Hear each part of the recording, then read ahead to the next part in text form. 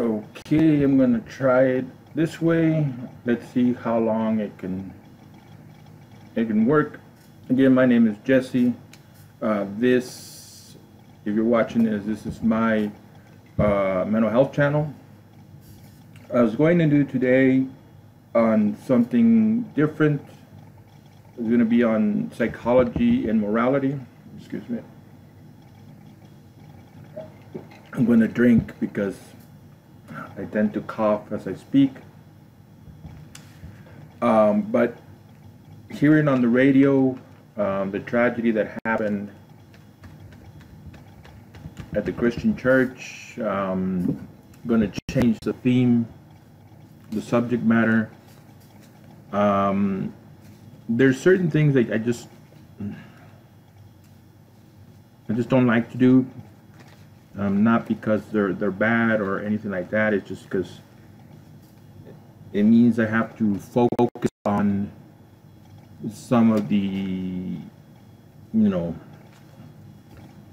horrible things that people do to one another. Since I do like it structured, I set a certain template, even though I said I would not do outlines anymore. And to begin with, I do want to answer some questions of some foolish talking heads, their opinions on politics and what have you.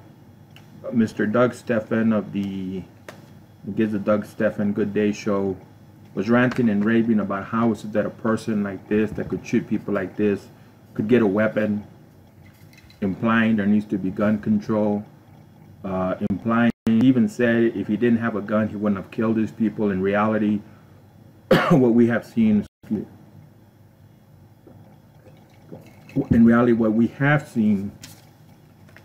is that people use guns, people use knives, people use baseball bats, people use bricks, people use their own vehicles. A gun is not the only way to harm another person. So answering that foolish comment from Mr. Doug Stephan, and he's an individual who just likes to rant and rave. Another point, another political point, because I do believe it needs to be said, and it'll lead to my first point. Glenn Beck of the Glenn Beck, I don't know what he calls his radio show, but he's already, packing trailers and on the way to go give speeches or to, whatever it is he believes he needs to do. And the first point, and let me go ahead and clarify, this video is on mourning the loss, of a loved one. And again, you'll notice a certain nature just because I don't like to deal with certain things. But the first point is that this is really the issue of the individuals who are directly impacted. And this would be the members of the church, their family members and their friends, members of their community.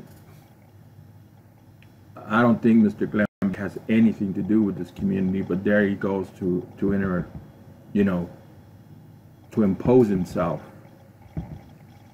And I mention it because if you're a regular listener of the Glenn Beck show, you realize that he's got a lot of problems.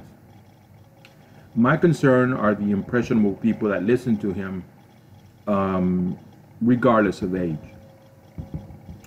I've always been a very centered individual. I came from a walk of life.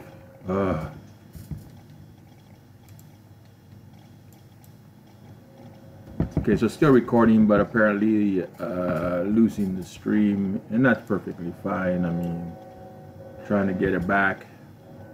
But the point being is that I came from where, you're raised with certain standards, and those standards help you as you move through life. I don't know who raised Mr. Glenn. So there is a way to remain centered and to not go running off like an irrational person yelling, "The sky is falling, the sky is falling." When I first started listening to Glenn Beck, I started noticing that there was just something psychologically wrong with the person. At any point in time, he could start, you know, crying and having an emotional moment. And the first point that I would make to people, you're caring people. All of us I'm an outsider. I'm nowhere near this church. I don't believe I know anybody who's associated with this church or who even lives in that neighborhood or lives in the city where this tragedy occurred. So for me to, you know, load a trailer and head down there, it really is out of place. And that's one of the things we need to guard against. That's the first point I'm going to make. As much as we want to reach out and let them know that we care and that they're not alone, and that as much as it hurts them, their loss also hurts us, all members of the human family. We all want the best for good and decent people. And it's sad that individuals who still had a lot of, you know, life to live and enjoy, a lot of funny moments. Life always reminds of how tragic it can be. But for the most part, life is a good thing. I'll still say that I still champion the best in life. And we can offer small gifts. You know, there's nothing wrong with leaving a teddy bear or an inspirational quote, or even making a pot of chicken soup and taking it to your neighbor. But there are limits. You know, I used to chastise security guards in the hospital that I used to work with because they would start commenting on how bad and how tragic it was for the family. And they were professionals. Not only were they professionals, but they were professionals in uniform who are being viewed by the public. You need to respect people's private events. You need to respect their privacy. And it also teaches you certain professional discipline because you're going to see it. I did consider the hospital that I work with, and this is a detail that all hospitals have. You know, in one instance, seriously, they used to put me a lot at the front door, and people are coming and going, and in a minute, in 60 seconds, you could see a family completely overwhelmed because they lost somebody. Somebody died. And of course, that's going to hurt people. And as I had passed through the exit, I mean, right behind them, you'd see people ecstatic and happy because of the child that has just been born. So it has those extremes of emotions, and if you're not a professional, you're not helping yourself and you're not helping the people you're there to serve. So in dealing with this issue here, as I have decided to do these mental health conferences, lectures, call them what you want to call them, also videos, I plan to put them on YouTube. They are going directly to YouTube, so if you don't have a chance to see it in live, you can go to YouTube and review it. And as far as organizing this, I did want to mention that this really is about the individuals who are directly affected by this. We don't need to complicate, you know, their tragedy more by giving them more work. It'd be nice if people could be respectful. There's an amount of time of mourning. There's no exact, you know, date, amount. You cannot tell somebody, okay, on July 7th at 4 p.m., that's it, you can no longer mourn.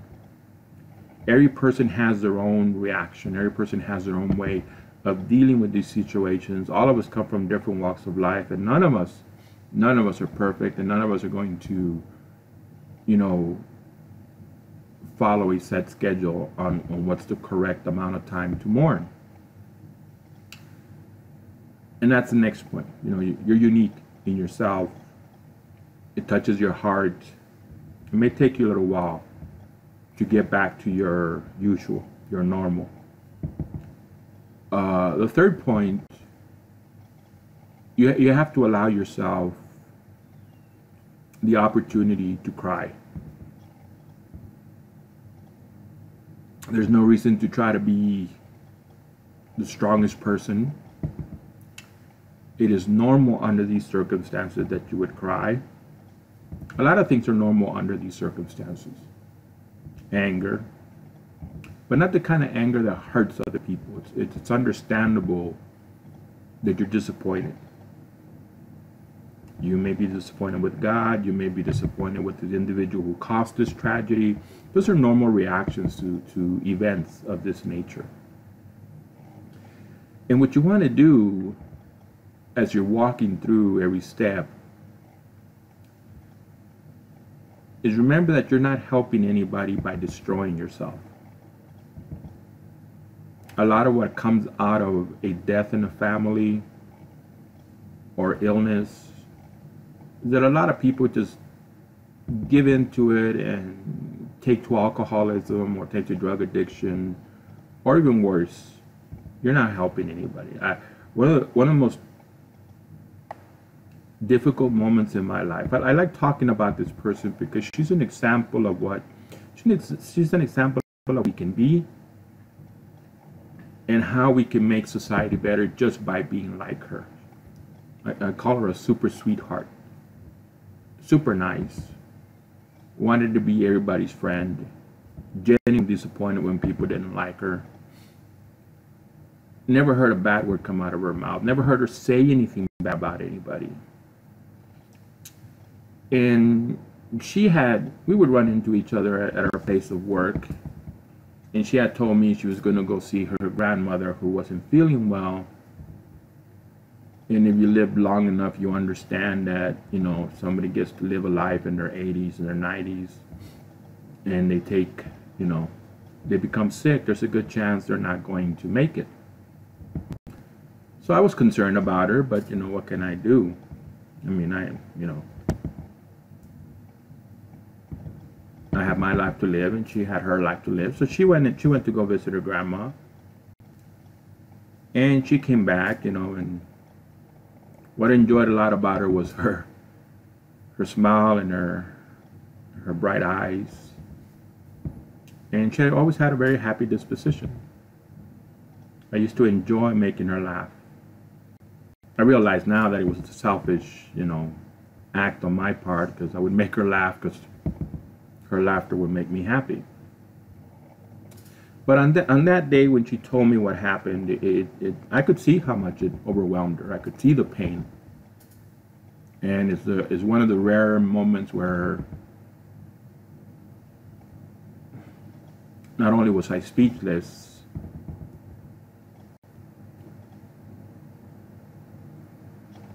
I felt like I was falling apart. Such a nice person to feel, I mean, such a nice person like her to feel that much pain, it can be overwhelming to see. But somehow I got the, you know, the words of inspiration to offer her, and I don't know where they, well, today I know where they came from, but back then I was just, maybe I was just grasping at straws, saying anything just so she wouldn't suffer. But I did tell her, you know, you were very fortunate to have someone so special to you. And we're fortunate to have people who are that special to us. And we'll always be able to have them close to us as long as we remember them well and we keep them close to our heart. Nobody wants to lose. I didn't want to lose my mother. I didn't want to go through 90% that I've gone through life. But, you know, there's things that we just cannot change.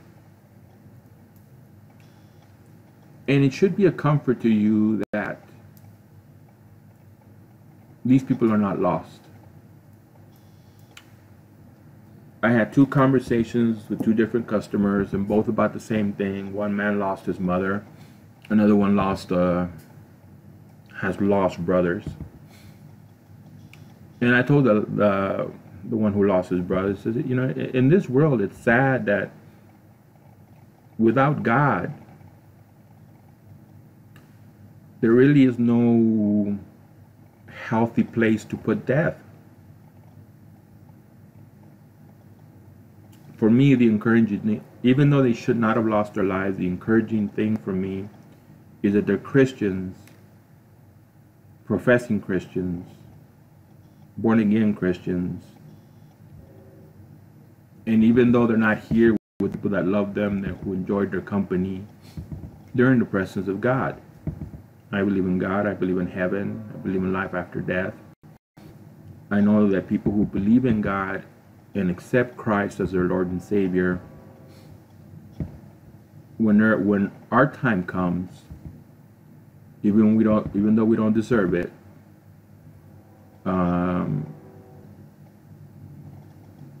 we will be able to spend an eternity in heaven.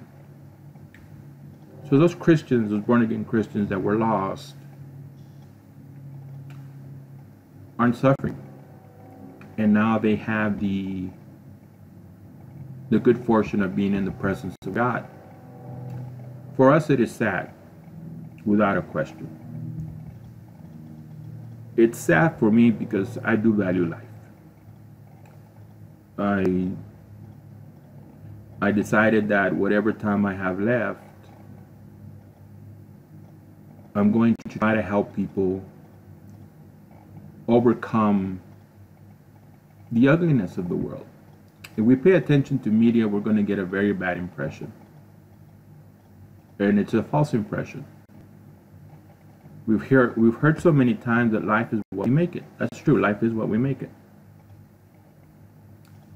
And in this time is not the time to, go on about positive ideation and being optimistic and having hope.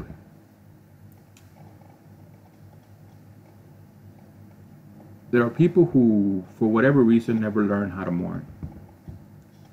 Never learn how to deal with disappointments in life. Weren't given the proper instructions to deal with tragedies. I do remember when Peter Jennings was still alive, and he was going into commercial break, but he said, when we come back, we're going to speak to a expert on terrorism.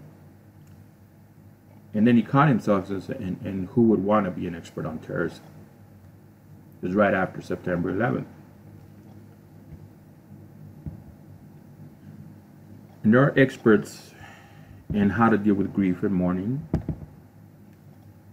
But it's not the time to champion any kind of ideology or any kind of philosophy. When I decided to do this, I need to format it just in an honest conversation with two regular people. No high academic words, no complicated psychological theories. And like I said, today the issue was supposed to be psychology and immorality, and how it relates to pain and suffering. But it would be wrong of me to do that in the light of what has happened. And my good wishes and condolences do go to the people who are confronting this challenge. And I can tell you that even though it's a hard road to travel, it is one you're strong enough to deal with. And what needs to come out of this journey is your natural self. Don't believe that you shouldn't feel.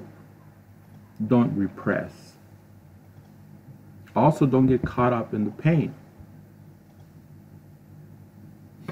Recognize there's going to be times you're just not going to feel that good. But also recognize that there is hope. That life is still something beautiful. That there are going to be great days ahead. And like I said, your loved ones really aren't lost. They're in your memories. They're in your heart. To be close to them, all you have to do is remember them. Remember their smile, remember their laughter. Remember the love that you have for them.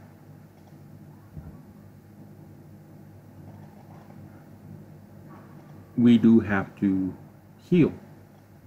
It's a challenge, but we have no other choice. The choice is illness. The choice is destruction. This really isn't a choice.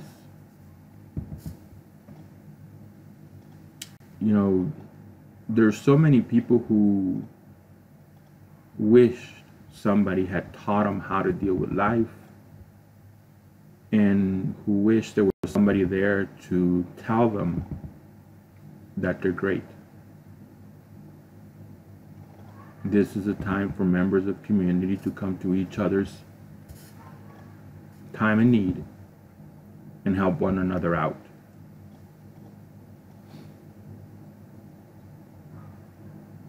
There is a healthy way to mourn. There's a healthy way to grieve, so you don't cause yourself any undue harm. And that's the important part. I'm always troubled when I hear that someone who came back from the war in Afghanistan or Iraq took their life, or died on the street because they were driving while intoxicated. A lot of us have great respect for those who serve in America's armed forces. I have not changed my mind about the need to go to Afghanistan. I haven't changed my mind about the need to go to Iraq. We are under serious threats, and we need to deal with them. And it is sad that, I understand that my support for George W. Bush and the wars meant that people were going to lose their lives. I understand that. I understand that many people's lives have been devastated. Not only did we ask you to put your dreams on hold, take you away from your families, but we asked you to go confront death. But we didn't do it without, an understanding that it was absolutely necessary. It was impossible. George W. had nothing to prove. He didn't need to finish his father's war. We don't need Iraqi oil. When you're confronted with a serious threat, you have to deal with it. The only problem with America is politics. Nothing can get accomplished in America because of petty politics, and that's a different issue.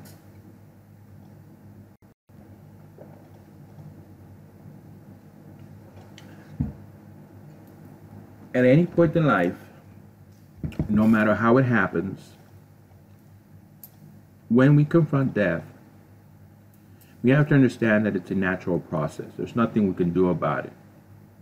No amount of grief, no amount of crying is going to bring that person back. I tell people, if your loved one had the opportunity to come back and talk to you for 15 minutes, they would thank you for loving them. But they would also tell you that they're not coming back, but they need you to go forward with a smile on your face and a heart filled with love.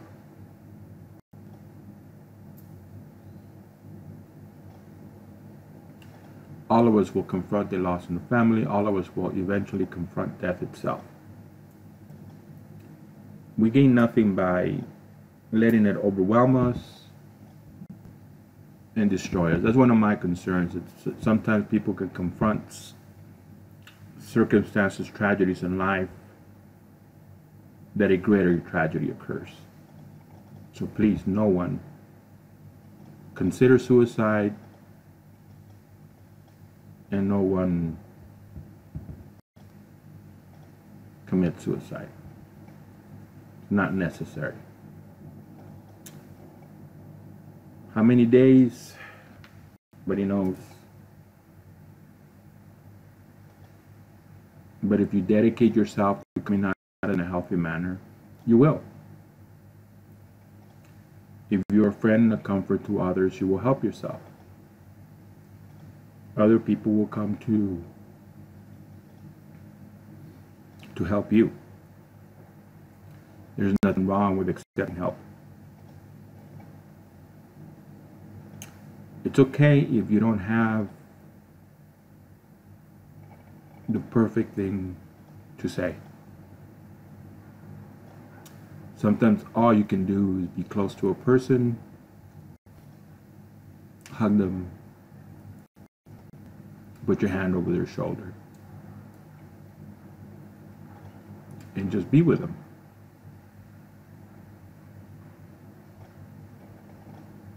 If you feel alone, you shouldn't, because God is there. No Christian should ever feel alone, because we know no matter where we are, even if we end up alone on an island, God is there.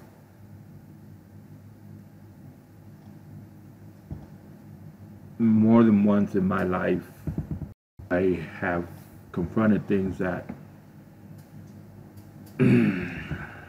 would destroy most people. It's ironic that ever since I've met God, that even though I believe that I should be completely devastated,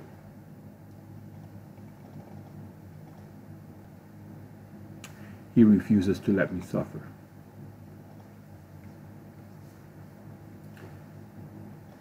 God will offer you His peace. He will offer you His comfort. Accept it. Don't fight it. Don't believe that you need to be sad, that you need to feel pain.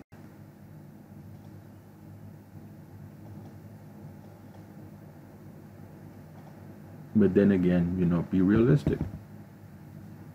This is a time for healing. This is a time to be nice to yourself. This is a time to eat your regular meals, to sleep your regular hours, to stay focused. To stay focused on what's good and important. Even though a large part of you has been taken from you.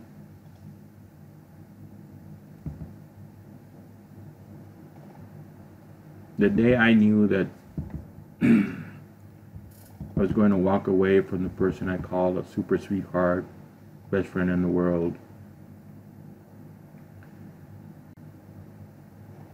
it did feel like somebody that had just ripped a large part of me.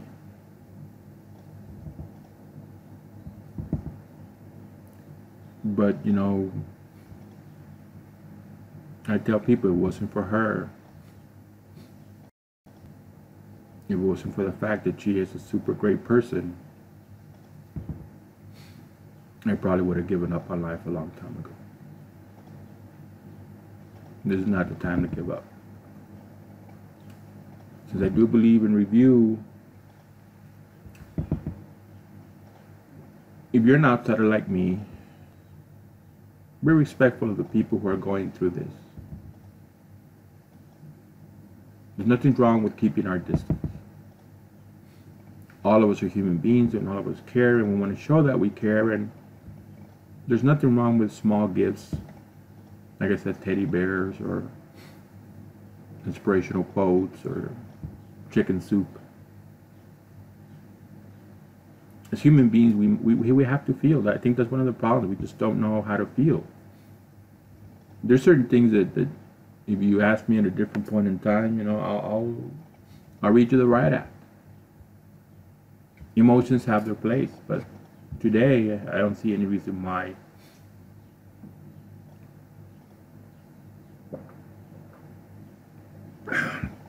you have to feel the pain. You have to feel the pain. Don't be overwhelmed by that pain. Set perspective. Put things in order. Understand that there is no choice other than to deal with it, and to deal with it in a healthy manner. Honor your loved one by meeting this challenge in a healthy perspective, in a healthy manner. Don't stop taking care of yourself. let others help you. Be a help and comfort to others. We don't need to hate the person who committed this tragedy. Justice must be served, but let us understand that in a way this individual is also a victim. You know, in the Bible it says that there will come a day when the lamb and the lion will be able to sleep next to each other, where no one will hurt. Humanity will be free of pain.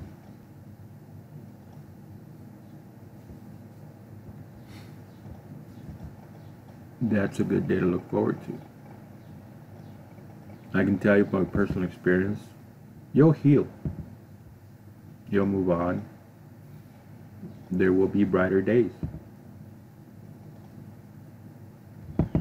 There's a lot of information out there. Some of it is good and some of it is not that great.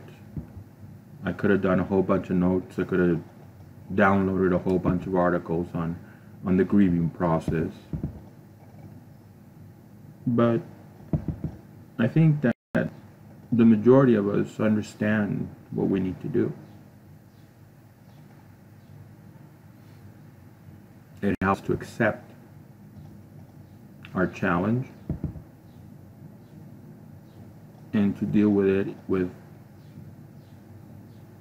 dignity and grace.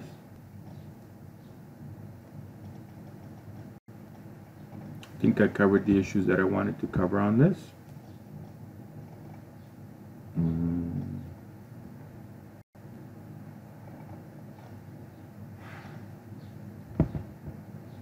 They're going to have hope.